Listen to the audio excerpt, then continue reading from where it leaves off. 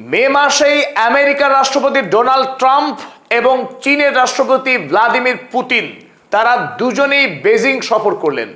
লক্ষ্য ছিল একটাই, চীনের রাষ্ট্রপতি শি জিনপিং এর কাছ থেকে বন্ধুত্ব এবং বাণিজ্যিক সুবিধা আদায় করা। এই দুই বৈঠক পরে সময় এসেছে পর্যালোচনা করা, ডোনাল্ড ট্রাম্প না ভ্লাদিমির পুতিন, এই দুই রাষ্ট্রপতির মধ্যে বাজিমাত কে করলেন। যদিও ডোনাল্ড ট্রাম্প ঢাক ঢোল পিটিয়ে বিশ্বকে বারবার জানানোর চেষ্টা করেছিলেন তিনি বিজয়ী হয়েছেন, শি জিনপিং এর তিনি সবচাইতে নিকটতম বন্ধু এবং তাকে সবচাইতে বেশি রাজকীয় আপ্যায়ন করেছে শি জিনপিং।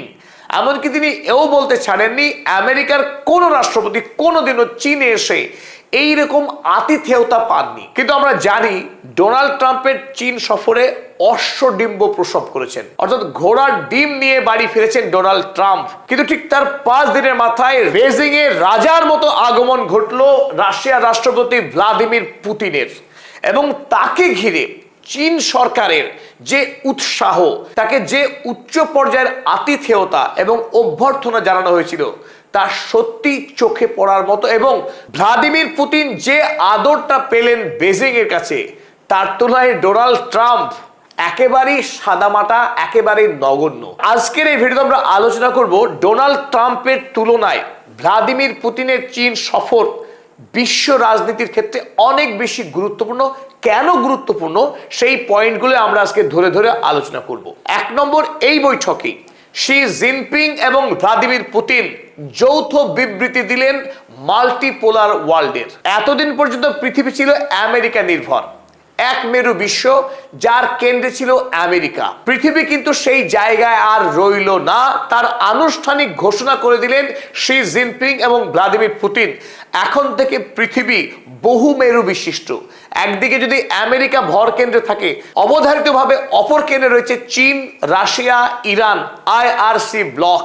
অপরদিকে ব্রিক্স শক্তিশালী হয়ে উঠছে, অর্থাৎ বর্তমান পৃথিবীতে একাধিক মেরু তৈরি হয়েছে। আর তার আনুষ্ঠানিক ঘোষণা করলেন এই দুই হেভিওয়েট রাষ্ট্রনায়ক। দ্বিতীয় গুরুত্বপূর্ণ বিষয় ডি-ডলারাইজেশন।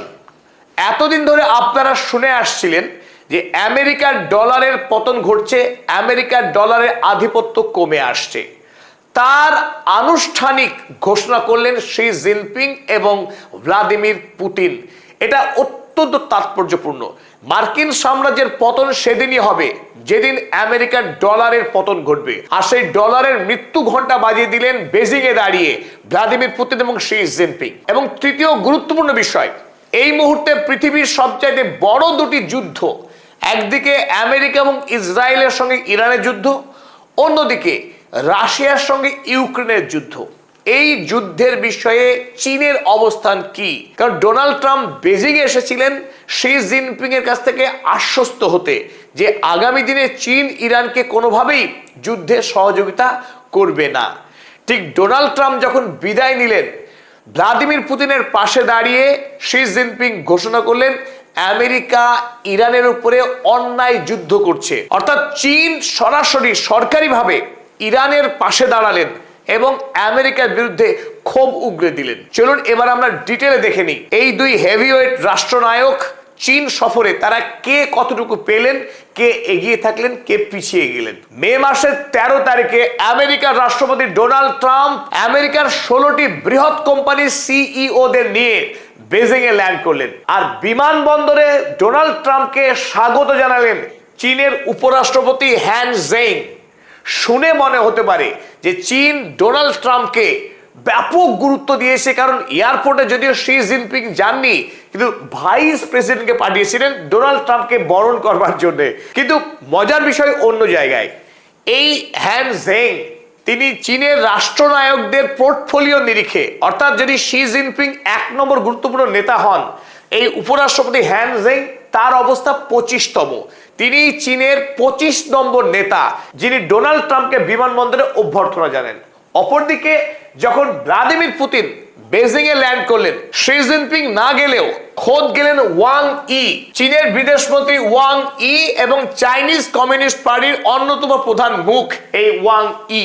এবং গুরুত্বের বিচারে শি জিনপিং এর পরের মুখ হলেন ওয়াং ই।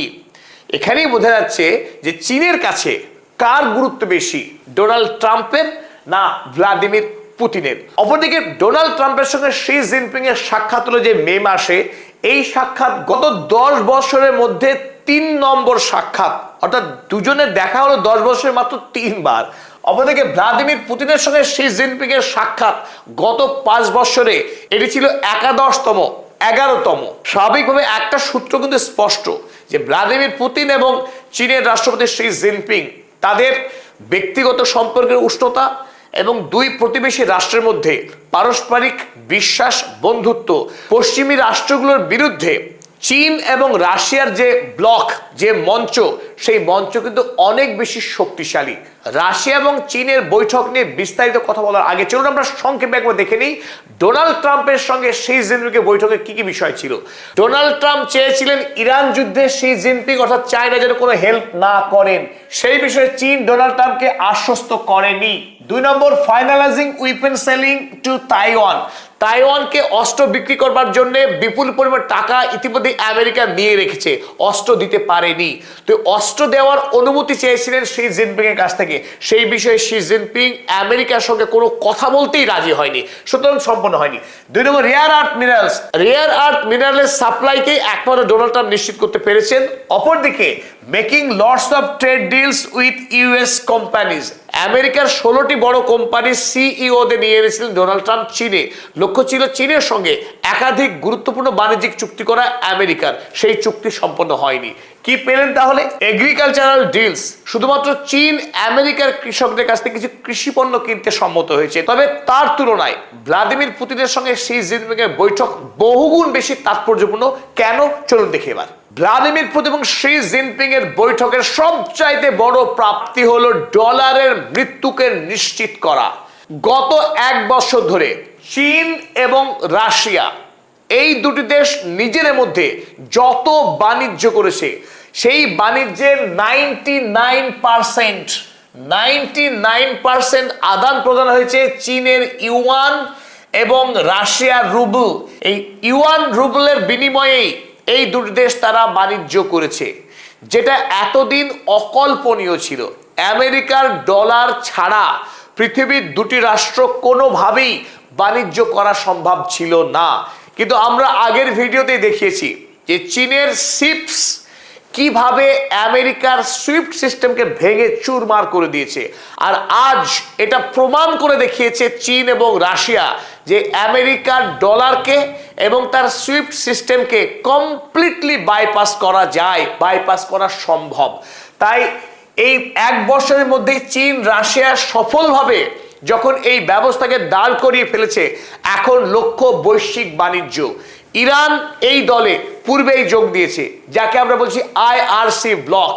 এবার গোটা পৃথিবীতে রাশিয়া, চীন, ইরান তারা মিলিতভাবে এই বিকল্প মুদ্রা চীনের ইউয়ানকে যাতে বিশ্ব বাণিজ্যের মুদ্রা হিসেবে প্রতিষ্ঠা করা যায়, সেই শপথ গ্রহণ করলেন ভ্লাদিমির পুতিন এবং শি জিনপিং।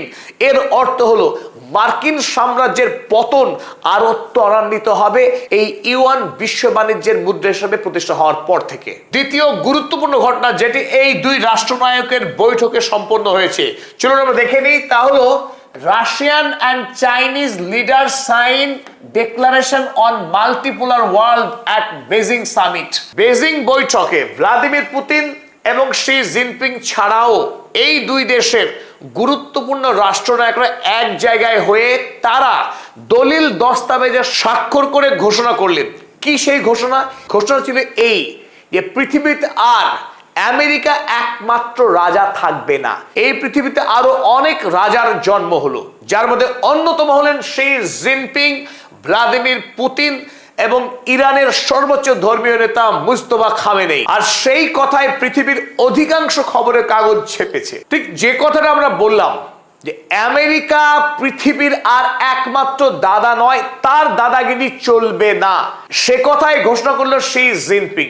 শি জিনপিং আনুষ্ঠানিকভাবে রাশিয়ার যে অবস্থান ইউক্রেন যুদ্ধে, সেই অবস্থানকে সিলমোহর দিল। আমেরিকা যতই ছায়া যুদ্ধ করুক ইউক্রেনে হয়ে রাশিয়াকে ধ্বংস করার কাজে, সেই কাজ এখনো পর্যন্ত করতে পারেনি আমেরিকা। আমেরিকার জনগণের ট্যাক্সের পয়সায় ইউক্রেন লড়াই করছে রাশিয়ার বিরুদ্ধে। একদিকে আমেরিকার জনতা খেতে না পেয়ে রাস্তায় নেমে আসছে, ওদিকে কমেডিয়ান জেলেনস্কি বহাল তবিয়তে যুদ্ধ লড়ছে রাশিয়ার বিরুদ্ধে। কিন্তু শি জিনপিং রাশিয়ার পাশে দাঁড়িয়ে রাশিয়ার অবস্থানকে অনেক বেশি শক্তিশালী করলেন। তিনি জানিয়ে দিলেন, Beijing endorses Moscow's root causes framing on Ukraine in Putin Xi Jinping joint statement. Putin এবং শি জিনপিং যৌথ বিবৃতি দিয়ে ঘোষণা করলেন যে যতক্ষণ পর্যন্ত ইউক্রেন রাশিয়ার সঙ্গে যে যুদ্ধ তার আসল কারণকে সমাধান করছে ততক্ষণ যুদ্ধ চলবে। অর্থাৎ এতদিন ধরে রাশিয়া যেটা দাবি করেছে ডনবাস এবং ডোনেস্ক এই দুই অঞ্চল রাশিয়াকে দিতে হবে, রাশিয়া যতদিন এই দুই অঞ্চলকে কবজা করতে পারছে ততদিন যুদ্ধ চালিয়ে যাবে রাশিয়া। আর সেই অবস্থানকে স্বীকৃতি দিল চীন। এবার আমেরিকা লড়াই করে মরুক। দ্বিতীয় গুরুত্বপূর্ণ যৌথ বিবৃতি, শি জিনপিং এবং ভ্লাদিমির পুতিন এক জায়গায় দাঁড়িয়ে তারা ঘোষণা করলেন ইরানের উপরে আমেরিকা যে হামলা চালিয়েছিল ইসরায়েলের সঙ্গে, সেই হামলা ছিল সম্পূর্ণ বেআইনি aggression. US Israeli strike on Iran illegal. এটা অত্যন্ত বড় ঘোষণা। বিশ্ব মঞ্চে দাঁড়িয়ে দুজন রাষ্ট্রনায়ক ইরানের পক্ষে যেভাবে সওয়াল করলেন, আগামী দিনে যদি আমেরিকা এবং ইসরায়েল আবারও আক্রমণ করে ইরান, তবে সেই যুদ্ধে রাশিয়া এবং চীন ইরানের সঙ্গে কাঁধে কাঁধ মিলিয়ে আমেরিকার বিরুদ্ধে যে লড়াই করবে সেটাই স্পষ্ট হলো এই যৌথ বিবৃতিতে। অপরদিকে ভ্লাদিমির পুতিন এবং শি জিনপিং একসঙ্গে দাঁড়িয়ে ডোনাল্ড ট্রাম্প আমেরিকার এবং আমেরিকার 800 সামরিক সেনা ঘাঁটি যেগুলো পৃথিবীর বিভিন্ন প্রান্তে ছড়িয়ে রয়েছে, সেই সামরিক ঘাঁটিকে রক্ষা করবার জন্য নতুন একটি আকাশ প্রতিরক্ষা ব্যবস্থার প্রস্তাব করেছিলেন। সেই ব্যবস্থায় বলা হয়েছে পৃথিবীর কক্ষপথ থেকে স্যাটেলাইটের মাধ্যমে তিনি যুদ্ধ লড়বেন। কিন্তু চীন এবং রাশিয়া সব জানিয়েছে যে পৃথিবীর লড়াই পৃথিবীতেই করতে হবে, আকাশ পথে কোনো যুদ্ধ করা যাবে না, আকাশ পথে কোনো আকাশ প্রতিরক্ষা ব্যবস্থা স্থাপন করা যাবে না। আর সেই পথে যদি আমেরিকা পা বাড়ায়, আকাশে যদি এই গোল্ডেন ডোম স্থাপন করার চেষ্টা করে, সেই কাজে কিন্তু চীন রাশিয়া পিছিয়ে থাকবে না। ফলে পৃথিবীর লড়াই মহাকাশে চলে যাবে এবং পৃথিবীর মানব জাতির জন্য সেটা আগামী দিনে একটা ভয়ঙ্কর বিপদ তৈরি করবে। এই সতর্ক বার্তাই দিয়েছে শি জিনপিং ও ভ্লাদিমির পুতিন। পরিশেষে এটুকু জানিয়ে রাখি, শি জিনপিং এবং ভ্লাদিমির পুতিন তাদের এই বৈঠকে দুই দেশের মধ্যে 40টি চুক্তি স্বাক্ষরিত হয়েছে এবং চীন এবং রাশিয়া তাদের পারস্পরিক বাণিজ্যকে আরো অনেকখানি বাড়াতে চাইছেন। 2020 সালে যখন চীন এবং রাশিয়ার মধ্যে বাৎসরিক বাণিজ্যের পরিমাণ ছিল $108 বিলিয়ন ইউএসডি, সেই বাণিজ্য মাত্র 5 বছরের মধ্যে বেড়ে গিয়ে দাঁড়িয়েছে $260 বিলিয়ন ইউএসডি। অর্থাৎ 5 বছরের মধ্যে এই দুই দেশের মধ্যে বাণিজ্য 2.5 গুণ বৃদ্ধি পেয়েছে। আর এখান থেকে বোঝা যাচ্ছে চীন এবং রাশিয়া তাদের মধ্যে যে বাণিজ্যিক সম্পর্ক এবং কূটনৈতিক বোঝাপড়া, সেই বোঝাপড়াকে আগামী দিনে কোন পর্যায়ে নিয়ে যেতে চাইছে। পশ্চিমী দুনিয়ার বিরুদ্ধে এই মুহূর্তে চীন, রাশিয়া, ইরান এই আইআরসি ব্লক উত্তরোত্তর শক্তিশালী হচ্ছে, যাতে ডোনাল্ড ট্রাম্প তিনি সন্ত্রস্ত হচ্ছেন এবং এই কারণেই চীনের সঙ্গে তিনি G2 গোষ্ঠী তৈরি করতে মরিয়া। যে কোনো